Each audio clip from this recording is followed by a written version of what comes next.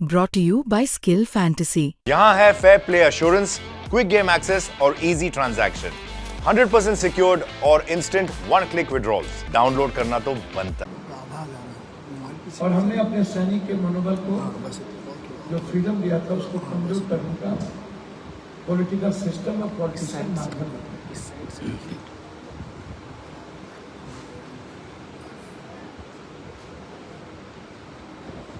ये लगातार सवाल उठ रहा है कि इंटेलिजेंस की रिपोर्ट सार्वजनिक क्यों नहीं हुई।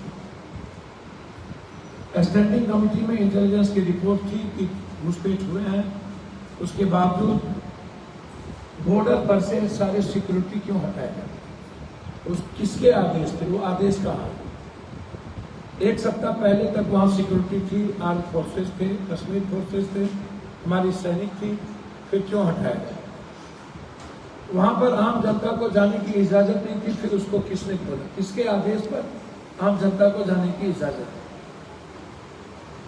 पहलगाम में भी इंटेलिजेंस रिपोर्ट 11 मिल चुके थे, कहे गए थे कि कोई बड़ी अप्रिय घटना घट सकती है, कुछ भी हो सकता है। और यह भी रिपोर्ट में थी कि हमारे सैनिक को बाय रोड कहीं नहीं भेजा जाए, प्लेन और हेलीकॉप्टर से भेजा जाए। फिर किसके ऑर्डर पर हमारे सैनिक को बाय रोड भेजा जाए? इसके पीछे कौन है? हथियार और बारूद पाकिस्तान के से नहीं आता, घुसपैठ होती है, लेकिन 3 क्विंटल बारूद पाकिस्तान से नहीं आ सकता। तो हिंदुस्तान में कौन लोग हैं जो इस बारूद को मुहैया कराया? उसकी खबर आज तक क्यों नहीं? पहलगाम के बाद कितने लोगों को, पहलगाम के दोषी को खत्म की गई, मारा गया, उसके बाद वो कहाँ?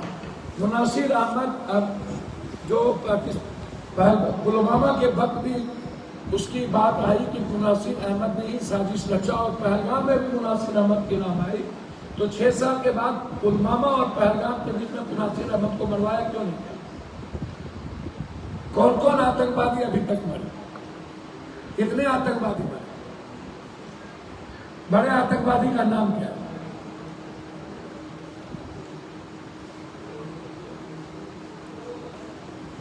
और जब मेरे सैनिक को फ्रीडम दिया गया तो फिर हमने बिना सैनिक के राय किए तीनों फोर्सेस को बुलाए। आप सिर्फ ट्रंप के ट्वीट पर और यह कहना कि हमारे कंट्री में हमारे पीएम को तो सेंस की बात कर रहा है, हमको तो समझ में नहीं आता कि अब जो देश अनह्यूमन राइट्स के लिए जाना जाता है, जो कंट्री कभी भी अपने अहंकार के चलते किसी भी छोटे देश को खत्म करता है, डेमोक्रेसी जो अमेरिका की थी, जो अब्राहम लिंकन और बराक ओबामा जैसे लोगों से जाना जाता था। आप जरा बताइए, जो ट्रंप दूसरों की कृपा पर चुनाव जीता, रूस की कृपा, और जब ट्रंप आते ही उन्होंने क्या नहीं कहा, हमको तो मुझको समझ में नहीं आता। ट्रंप ने लिखा है, हम आपको सिर्फ पढ़ा बोल देते हैं कि countries are using common sense and great intelligence. Common sense, वो बात कर रहा है हमारे कॉमन सेंस की। मतलब जिस राष्ट्रपति को खुद कोई कॉमन सेंस ना हो, जेलेंस्की ने उसको जवाब दिया।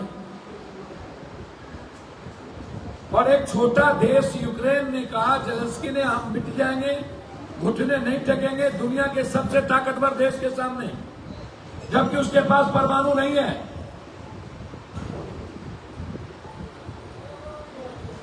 वो अपने आत्मसम्मान और स्वाभिमान से कोई पूरा देश सपोर्ट में, पूरी विपक्ष सपोर्ट में, राहुल गांधी जी ने उसने कहा कोई राजनीति नहीं।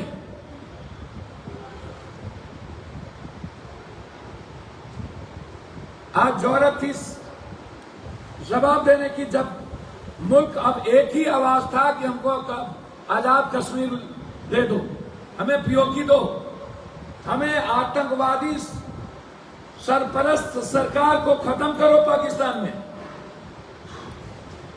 पाकिस्तान की जनता हमसे ज्यादा परेशान है आतंकवादियों से।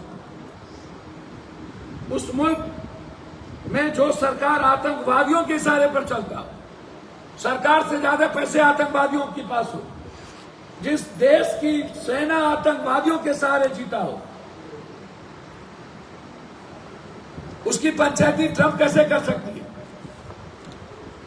इंदिरा गांधी जी ने अमेरिका को दुस्साहस कहा था 4000 किलोमीटर बैठ के कोई देश मेरे भारत के बारे में निर्णय ना ले। चाइना को उन्होंने धमकी देके समाप्त करने की कोशिश की। चाइना को उन्होंने हिम्मत दिखाई भारत की।